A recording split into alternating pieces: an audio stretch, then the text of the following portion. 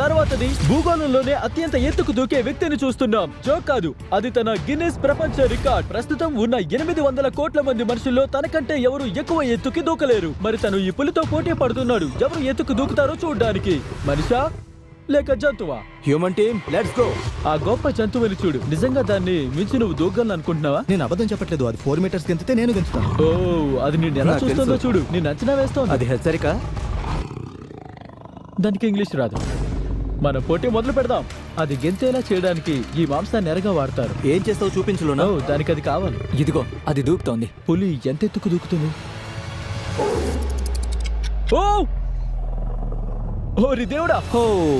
ఓ, ఇప్పుడు ఒకవేళ నువ్వు పులి కంటే ఎత్తుకు దూకగలిగితే అది నీ సొంత ప్రపంచ రికార్డ్ ని నువ్వే బద్దలు కొట్టినట్టు అవుతుంది. కాబట్టి నేను దీన్ని 3 మీటర్ల 28 సెంటీమీటర్ల దగ్గర పెట్టడం లేదు. 3 మీటర్ల 73 సెంటీమీటర్స్ దగ్గర పెడుతున్నాను. నీ గిన్నిస్ వరల్డ్ రికార్డ్ కంటే 2 సెంటీమీటర్స్ ఎక్కువ. ఒకవేళ తను దీన్ని తాకగలిగితే తను పులిని ఓడించడమే కాదు, కొత్త ప్రపంచ రికార్డ్ ని కూడా సృష్టిస్తాడు. నాకు వచ్చింది 3 మీటర్స్ 73 సెంటీమీటర్సా? యా. నాకేం అర్థం కావడం నేను లేదు. నిజం చెప్తాను. డీరియస్ అబద్ధం చెప్తున్నాడేమో. నేనే అబద్ధం చెప్తున్నానా? అనుమానంగా ఉంది. ఇంకొంచెం height. ఇది అర్థమైందా? మనిషి వల్ల సాధ్యమయ్యే పనిలో లేదు.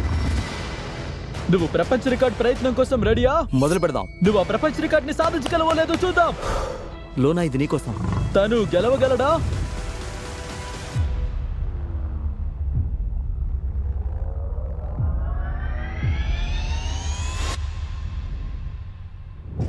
ఓ మై గాడ్! వావ్! అదరగొట్టేశాడు. చాలా ఆశ్చర్యంగా ఉంది. లూనా, దీనికి నువ్వేం చెప్తావు? బ్రో, నువ్వు ఇప్పుడు చరిత్రలో అందరికంటే ఎక్కువ ఎత్తుకు దూకావు. అయినా నువ్వు కూల్ గా ఉన్నావు.